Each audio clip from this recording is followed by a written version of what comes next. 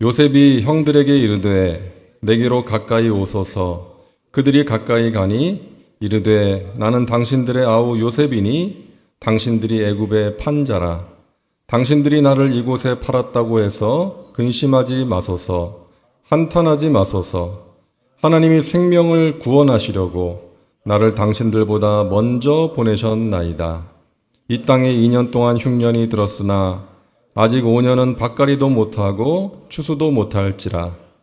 하나님이 큰 구원으로 당신들의 생명을 보존하고 당신들의 후손을 세상에 두시려고 나를 당신들보다 먼저 보내셨나니 그런즉 나를 이리로 보내니는 당신들이 아니요 하나님이시라. 하나님이 나를 바로에게 아버지로 삼으시고 그 온 집의 주로 삼으시며 애굽 온 땅의 통치자로 삼으셨나이다. 아멘. 네, 저는 2005년도부터 지금까지 20년 동안 시간 가는 줄 모르고 행복하게 네팔에서 살고 있는 김진만 선교사입니다. 작년도부터 이제 네팔 한국말로 성경 통독을 하다가 이제는 네팔어 성경을 통해서 이렇게 네팔어 성경을 통독을 해야 되겠다라는 생각을 했고 1년 동안 이제 주로 이제 네팔어로 이렇게 성경을 보다 보니까 장점은 이제 네팔 말은 굉장히 자연스러워졌는데 이 한국말이 좀 매끄럽지가 않습니다. 그래서 오늘 하루는 좀 이해해 주시기를 부탁드립니다. 그래서 네팔에서 이제 사역하면서 하나님께서 창세기 45장 4절에서 8절 말씀을 통해서 큰 위로를 해주셨습니다.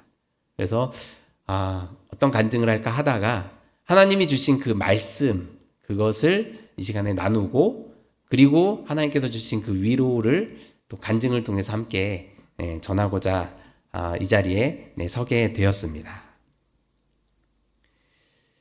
그 오늘 읽은 본문 말씀에 보면 요셉이 나옵니다. 그래서 요셉에 대해서 이렇게 좀 생각해 보시고 아침에 이렇게 나와서 이렇게 기도하는 가운데 우리 주정빈 목사님 제가 네팔에 있는데 서남아시아 총회 소속돼 있는데 우리 총회장님이 항상 그 얘기를 하셨습니다. 우리 주정빈 목사님은 뒷모습 걸음걸이도 바르다.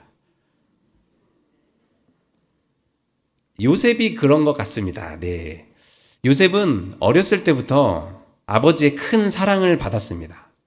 그래서 옷도 굉장히 깨끗하고 깔끔하게 입어서 형들은 요셉을 싫어했습니다. 막 시기를 하고 그랬죠. 그런데 요셉의 장점이자 단점이 그 도덕적인 기준이 굉장히 어려서부터 높았습니다.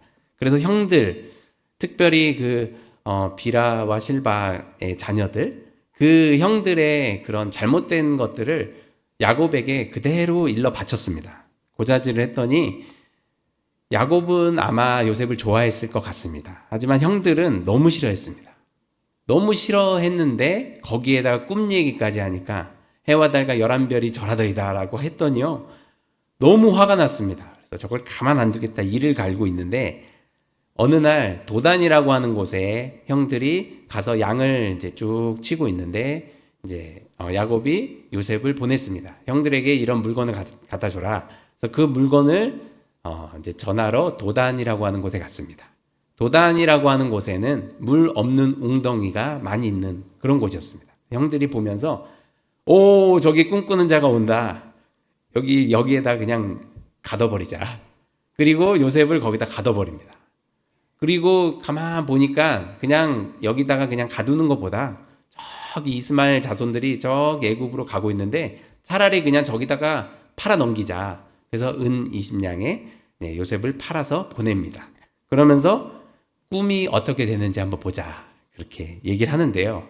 그리고 나서 13년 동안 요셉은 굉장히 고생을 합니다. 당시에 애굽은 정말 전 세계에서 가장 강대국이었습니다. 그리고 히브리 노예가 왔으니까 얼마나 핍박을 했겠습니까? 막 때리고 막 문화도 다르고 언어도 다르고 그 다음에 같이 상종도 안 하고 같이 밥도 안 먹었습니다.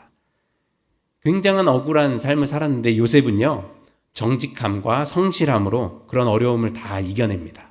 그리고 그 가정의 총무가 되고 성실함으로 많은 사람들의 인정을 받습니다.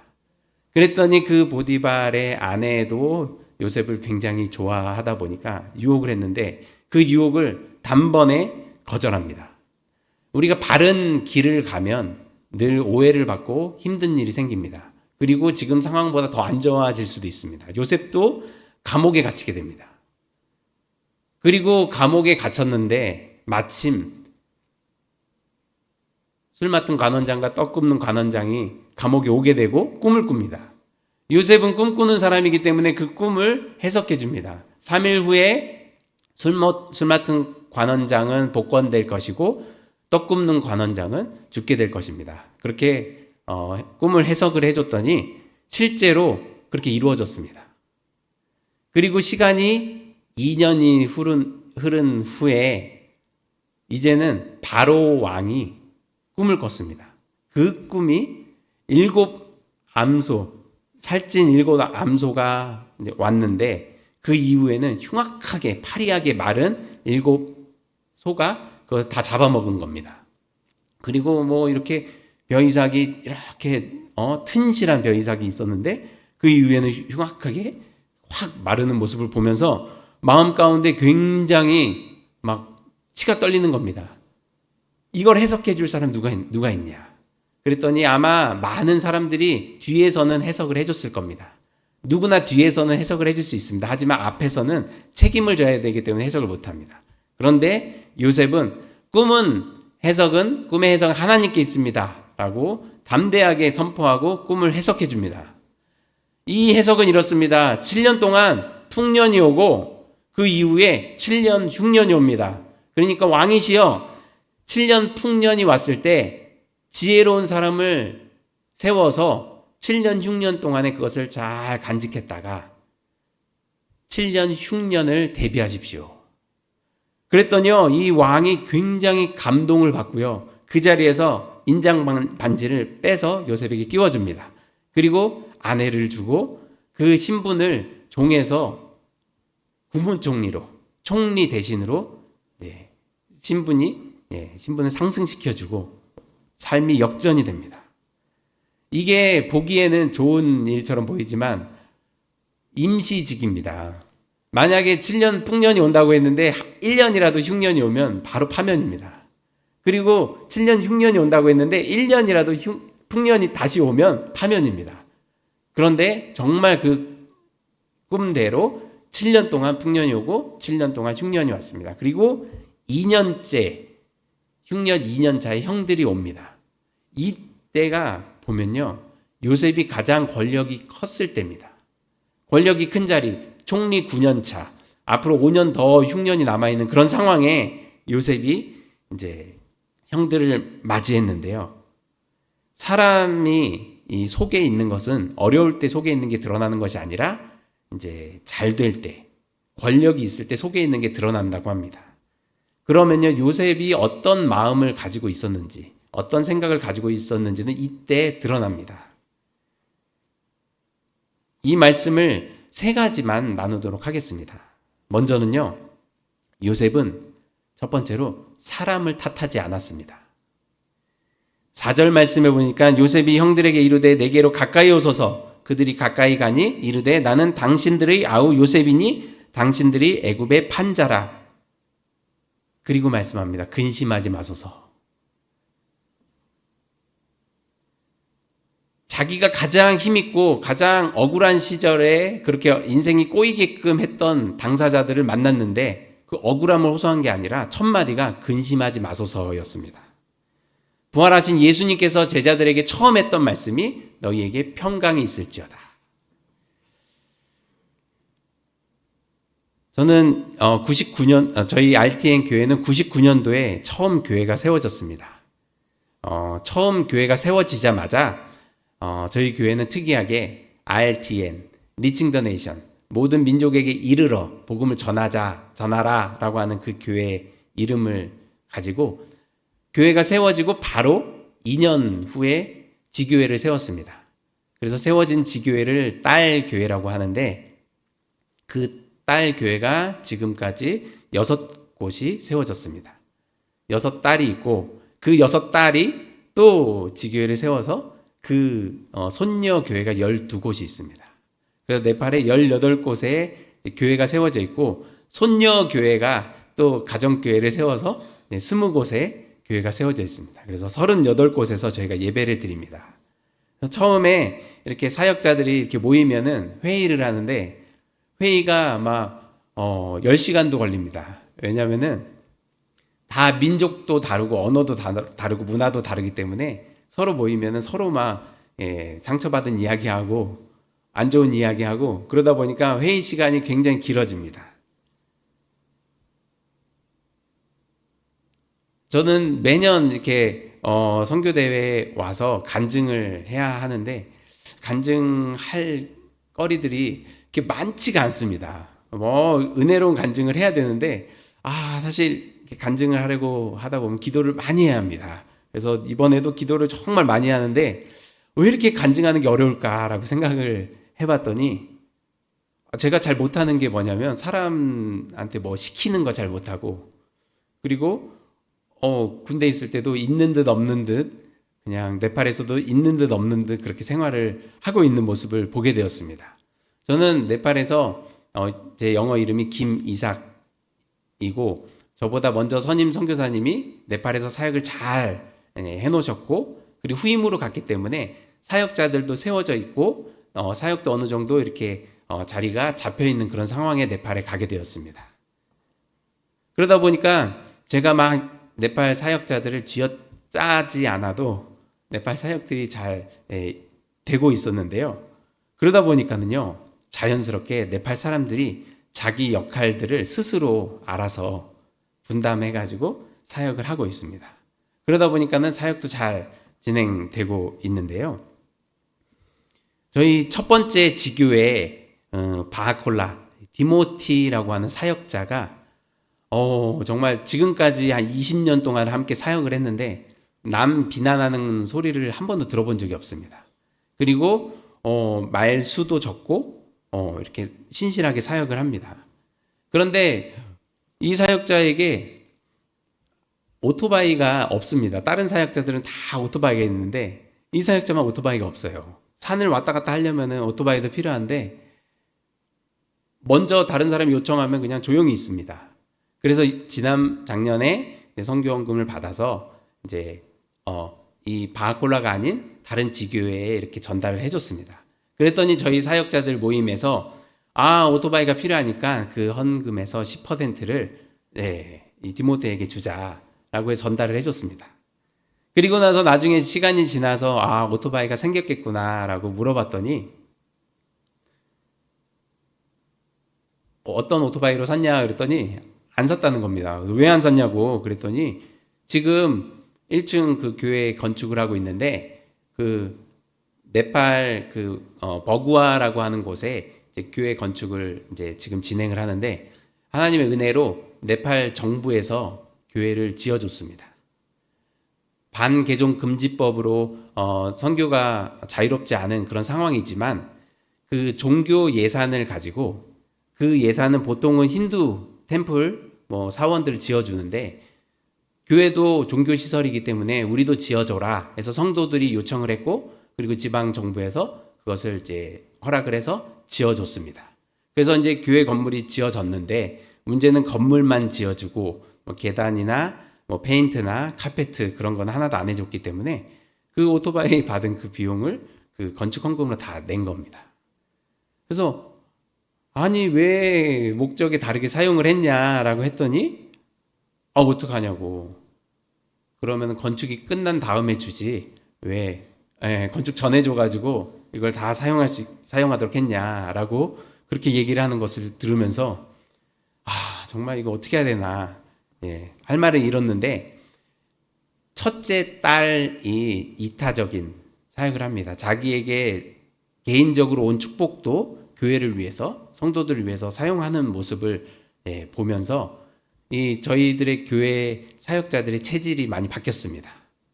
그래서 예전에는 회의를 하면 서로 비난하고 했던 상처받았던 이야기를 나눴다면 지금은 교회에 모여서 우리의 필요가 무엇인지, 지금 건축이 어떻게 진행되고 있는데 어떤 부분이 필요한지를 서로 이제 나눕니다. 그렇게 나누면은 저희들이 이제 모여서 십시일반 조금씩 이제 업무를 모아서 이제 전해줍니다.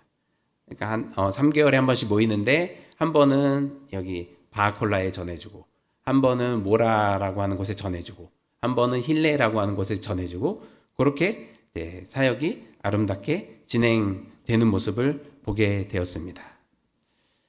그렇게 조금씩 사역이 진행되는데 고민도 커지는 것 같습니다. 왜냐하면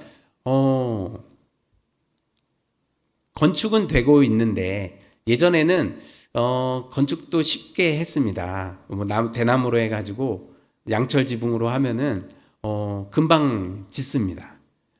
그런데 지진이 한번 오고 나서는 그런 건물로는 우리가 안 되니까 이제 콘크리트로 해가지고 튼튼하게 짓는데 문제는 시간이 너무 오래 걸린다는 겁니다. 3년, 뭐 6년 계속 이제 오랫동안 건축을 하다 보니까 그 모습을 계속 보면서 저도 마음이 너무 안타까웠습니다. 그러면서 이걸 어떻게 해야 되나 하면서 속으로 정말 아는 목사님에게 이렇게 선교 편지를 보내서 요거 빨리 건축할 수 있도록 도움을 요청해야 될까, 선교국에다가 도움을 요청해야 될까, 막 그런 생각도 하다가 좀 열심을 품고 적극적으로 이렇게 도움을 구해야 되는가라는 생각도 하게 되었는데, 결국에는요 어떤 일이 안 풀리면 뭐 남은 탓할 수 없고 나를 탓하게 됩니다. 내가 잘 못해서 이렇구나라고 그렇게 생각을 하게 되는데, 두 번째로 요셉의 삶을 보니까 형들에게 자기를 탓하지 말라라고 그렇게 권면을 하는 모습을 보게 됐습니다. 5절 말씀에 이렇게 말씀하고 있습니다. 당신들이 나를 이곳에 팔았다고 해서 근심하지 마소서, 한탄하지 마소서. 하나님이 생명을 구원하시려고 나를 당신들보다 먼저 보내셨나이다. 모든 일에는 하나님의 뜻이 있다라고 요셉이 고백했습니다. 남을 탓하지 마세요. 그리고 자신을 탓하지 마세요. 형들에게 한탄하지 마소서. 이 한탄하지 말라는 말은 속으로 자신을 탓하지 말라라는 얘기입니다. 그래서 요셉의 신앙을 보면 그 성숙도가 굉장히 신앙이 수준이 높았습니다.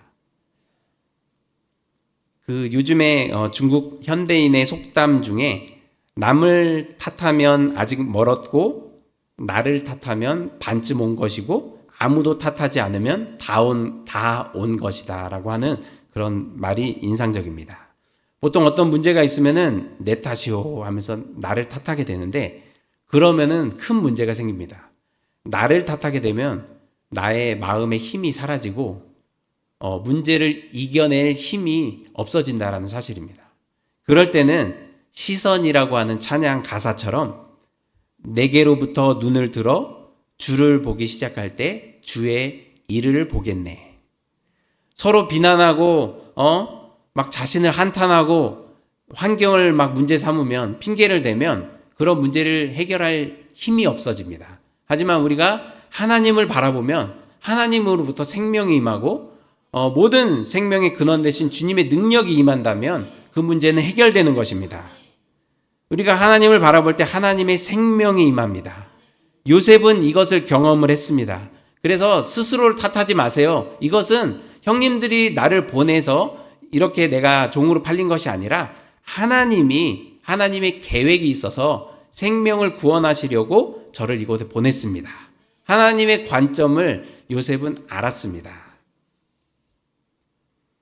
지금 이 자리에는 여러분도 계시지만 천군 천사들도 우리와 함께하는 줄로 믿습니다. 천사들은요 하나님의 영광을 받아서 구원받은 자들을 도우려고 섬기려고 하나님께서 보내주신 겁니다. 그런데 하나님과 멀어지면, 하나님의 영광을 떠나면 사탄이 되고 마귀가 되고 악령이 되고 귀신이 되고 우리를 괴롭히고 죽이고 멸망시키는 길로 우리를 끌고 가는 겁니다. 하지만 하나님을 늘 찾고 섬기면 하나님의 영광과 하나님의 은혜가 임하는 것입니다. 똑같은 천사지만 하나님과 함께하면 천사가 되고 하나님과 멀어지면 귀신이 되는 것입니다. 우리도 그렇습니다. 우리가 하나님과 늘 함께하면 하나님의 생명이 임하고 영혼이 잘 되고 범사가 잘 되고 강건하고 하나님의 뜻을 알고 하나님의 계획을 알고 하나님의 은혜가 임하고 모든 것이 잘 됩니다. 하지만 하나님을 멀리하고 하나님을 잊어버리고 내 힘으로 막 살려고 하면 범사가 꼬이고 영혼이 피폐하고 뼈가 마르게 되는 것입니다. 마지막으로 살펴보기 원하는 것은요, 요셉의 삶을 한마디로 정의하면 하나님만 붙잡은 삶을 살았습니다. 요셉은 하나님만 붙잡고 살았습니다. 하나님은 우리와 늘 함께 하십니다. 지금 이 자리에도 하나님 우리와 함께 하십니다. 근데 우리가 하나님을 적극적으로 붙잡아야 하나님의 은혜가 임합니다. 요셉은 그렇게 살았습니다. 노예일 때 하나님과 늘 함께하는 삶을 살았습니다. 보디발의 아내가 유혹할 때 면전의식, 코람데오라고 하는 신앙으로 그런 죄를 이겨냈습니다. 바로의 꿈을 해석할 때도 이 꿈의 해석은 하나님께 있습니다. 선포하고 고백하고 그 꿈을 해석했습니다. 형들 앞에서 섰을 때는요, 모든 것이 하나님의 은혜고 하나님께서 생명을 살리려고 저를 이곳에 보냈습니다라고 고백을 했습니다. 8절 말씀에 이렇게 말합니다. 그런즉 나를 이리로 보낸 이는 당신들이 아니요 하나님이시라. 하나님이 나를 바로에게 아버지로 삼으시고 그 온 집의 주로 삼으시며 애굽 온 집의 통치자로 삼으셨느니라. 요셉은 늘 하나님만 붙잡고 살았습니다. 그랬더니 하나님께서 높여주셨습니다. 네팔에 있는 두 분의 간증을 하고 오늘 말씀을 마치려고 하는데요. 이 제이비 라이라고 하는 집사님이 있습니다. 이 집사님은 네팔에서 정말로 경건한 삶을 살아가는 분입니다. 이분이 2001년도, 2002년도에 그 카트만두 RTN 교회의 성도들이 사는 마을에 가서 복음을 전했습니다. 복음을 전했더니 거기에 16 당시 16인 라즈쿠마르라고 하는 청년이 예수님을 믿었습니다. 그리고 나서 이제 청년이 수카우라라고 하는 교회 담임 목사가 되고, 지금은 저희 교회가 18곳의 교회가 있고 30곳의 가정교회가 있는데, 저희도 회장, 부회장에서 이렇게 임원을 세웠고 회장으로 이 라즈쿠마르라고 하는 형제가 사역을 하고 있습니다. 그래서 이 제이빌라이 집사님이 전도한 그 형제가 큰 사명을 감당하고 있는데, 이분이 마음에 부담이 있었습니다. 뭐냐면 자기가 전도해서 세운 그 사람은, 그 사역지는 교회가 세워지고 부흥하고 많이 성장하고 있는데, 자기가 태어난 고향은 거기에는 복음 전하는 사람도 없고 교회도 없고, 그래서 마음이 너무 아팠습니다. 그래서 코로나 때 22년도에 고향에 가서 이제 개척을 했습니다. 그리고 이제 3년 동안 사역을 하면서 세 가정이 교회에 나왔습니다. 작년에 이제 4월 달에 이제 그곳에 저도 가게 됐는데, 보즈풀이라고 하는 곳은 에베레스트 산자락 밑에 있는, 어떻게 보면 에베레스트가 형이면 이제 동생 정도 되는, 그 해발 한 4,000m 정도 되는 그런 산 중턱에 있는 마을입니다. 그래서 새벽 5시에 이제 출발을 했더니 가도 도착을 안 합니다. 오후 5시면 도착을 한다고 했는데 밤 8시가 돼도 도착을 안 했습니다. 그랬더니 전화를 했더니 이제 조금만 가면은 이제 된다. 그래서 이제 차를 타고 가는데 아무리 가도 길도 안 나오고 11시가 됐는데 앞은 막 구름에 안개 때문에 보이지 않죠. 막 비가 와가지고 차는 미끄러지죠. 막 바위는 있죠. 그러니까 차가 가지도 못하죠. 졸리죠. 그래서 여기서 자고 아침에 일어나서 가야 될까 막 고민을 하고 있었는데, 어쨌든 전화를 했더니 거기서 금방 온다. 그래서 이제 갔습니다. 그래서 산 입구에 도착을 했더니 이제 다 왔다고, 여기서 1시간이면 온다고. 그래서 12시였는데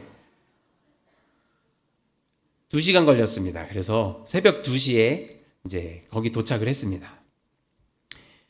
도착을 했는데 피곤하면 뭐 정신이 없고 이제 자고 아침에 일어났더니 교회가 너무 아름답게 지어져 있는 겁니다. 이분이 건축업을 했기 때문에 낮에는 일을 하고, 그 다음에 이제 그 수익이 생기면 교회 헌금하고, 그렇게 해서 이제 자비량으로 사역을 했는데 교회도 아담하게 잘 짓고 부엌도 짓고 화장실도 짓고 그렇게 사역을 하고 있었습니다. 그래서 3일 동안 부흥회를 잘 하고 돌아오는데 마음에 이런 생각이 드는 겁니다. 이분은 얼마나 행복할까. 자기가 전도한 그 사역자가 목사가 돼서 이제 강사로 왔고, 그리고 자기가 전도한 개척한 그 교회 성도들이 와서 거기서 이제 강의를 듣고, 그리고 그 모습을 보면서 얼마나 행복할까라는 생각을 하면서 저도 돌아오게 되었습니다. 그러면서 선교대회에 도착하면서 여러분들이 얼마나 행복할까. 선교사님들이 네팔에서 아니면 전 세계에서 사역했던 그러한 모든 간증을 보고를 전할 때 여러분들이 아마 정말 이 송파교회도 잘 되고 있고 그 다음에 선교지 교회들도 잘 부흥하고 있는 모습을 이렇게 보면서 얼마나 행복하고 뿌듯해 하실까라는 그런 생각을 하면서 이제 돌아오게 되었고, 참 선교사로서 너무 행복했습니다. 정말 사역이라는 것이 이런 거구나. 작은 열매지만 이게 열매가 조금씩 자라서 한 곳에 안정되고 또 새로운 사명을 받아서 또 교회를 시작하고, 지금은 작다라고 얘기하겠지만 기존에 뿌려놓은 사역이 있기 때문에 이 은혜는 계속 하겠구나. 여러분들이 기도하고 헌신한 그 기도가 사라지지 않고 계속 쌓이는 거구나라는 그런 생각을 하게 되었습니다. 딜쿠마르라고 하는 이 사역자도 있는데요. 건축을 이렇게 하라고 재정을 줬는데 건축이 너무 오래 걸리는 겁니다. 19년도에 이게 후원을 해줬는데 지금 2025년 6년 동안 건축이 안 된 겁니다. 그래서 마음이 너무 그래서 확인을 해봤더니 그냥 대나무로 짓는 건물은 하루면 짓습니다. 그냥 흙 이렇게 털고 쫙 평탄화시키고 대나무 받고 이렇게 세우고 양철로 두르면은 하루면 합니다. 그런데 힐레라고 하는 곳이 너무 오래 걸리는데 가서 봤더니 성도들이 토요일날, 네팔은 토요일날 예배를 드리는데 토요일날 예배를 드리고 그리고 성도들하고 함께 이제 일을 하는 겁니다. 기둥 하나 세우고 그리고 이제 가고 그 다음 주에 또 이제 모여가지고 기도하고 근데 밑에 바닥 공사하고 그렇게 해가지고 하나 하다 보니까 시간이 오래 걸린 겁니다. 그래서 이번에 마지막에 봤던 그렇게 이렇게 올라와 있던 그 힐레라고 하는 곳에 이번에 지붕까지 얹었는데 거기서 한 인부 저희 사역자인데 거기서 한 12m 정도 되는 곳에서 이렇게 지붕에서 공사를 하다가 막 비가 오고 안개가 끼니까 그 저스타 그 양철 지붕에서 미끄러졌습니다. 그래서 떨어졌습니다. 그래가지고 어떻게 했냐? 이거 어떡하냐? 그래서 가서 봤더니 상처 하나 없이 다치지 않고 괜찮다고 병원 가야 되는 거 아니냐 그랬더니 괜찮다고 하면서 거기서 툴툴 털고 일어나서 마무리 공사까지 이제 진행을 하는 모습을 보게 되었습니다. 이 딜쿠마르라고 하는 사역자가 정말 정말 열심히 사역을 합니다. 그랬더니 하나님께서 정말 요셉과 같이 은혜를 허락해 주셨습니다. 이렇게 네팔에 신실한 사역자들이 많이 세워져 있고 함께 네팔에 사역을 진행하고 있습니다. 정말 저는 부족하고 좀 이렇게 말수도 적고 좀 그렇지만 그럼에도 하나님께서 네팔에서 사역할 수 있도록 그리고 좋은 동역자들을 붙여주셔서 힘을 내서 함께 사역을 하고 있습니다. 마음이 급하고 할 때마다 막 이렇게 쥐어짜고 하지 않아도 하나님께서 은혜로 한 마음이 될 수 있도록 인도해 주셨고 오히려 관계가 좋을 때 사역이 더 잘 되는 것을 경험하게 되었습니다. 우리 유정빈 목사님께서 정말 인자하고 이렇게 정말 이렇게 뭐라고 해야 되나 신사시지 않습니까? 인격적으로도 늘 대해주시고 저도 이렇게 만나 뵈면은 너무 편안하게 잘 해주십니다. 그러면은 사역할 때 너무 좋습니다. 저도 네팔에서 화내지 않게 기도해 주시기 바랍니다. 이렇게 짜증내지 않도록 더 쥐어짜지 않도록 네팔 사람들 잘 섬기고 다 사랑하고 하나님께서 맡겨주신 네팔의 100개 교회를 개척하는 그 사역, 사명을 잘 이룰 수 있도록 여러분들이 생각날 때마다 기도해 주시길 바랍니다. 네, 시간이 많이 지났습니다. 네, 제가 기도하고 간증을 마치도록 하겠습니다. 좋으신 하나님 고맙고 감사를 드립니다. 주님의 은혜 가운데 이 아침에 주님께서 불러주시고 또 네팔에서 주신 그 은혜를 나눌 수 있도록 은혜 주시니 고맙고 감사를 드립니다. 저의 모습은 다 십자가에 감춰주시고 오직 주님의 영광만이 나타날 수 있도록 축복하여 주시고 특별히 요셉과 같은 성품을 가지고 남을 비난하지 않고 나를 자책하지 않고 오직 하나님만을 바라보며 하나님이 주신 생명의 역사가 넘쳐날 수 있도록 축복하여 주옵소서. 특별히 여의도 순복음 송파교회 위에 더욱더 큰 부흥을 허락하시고 요셉과 같은 형통을 주님께서 허락하여 주셔서 이 교회를 통하여서 하나님의 나라와 영광이 더욱더 넘쳐날 수 있도록 주님 축복하여 주옵소서. 감사를 드리며 존귀하신 예수님의 이름으로 축복하며 기도합니다.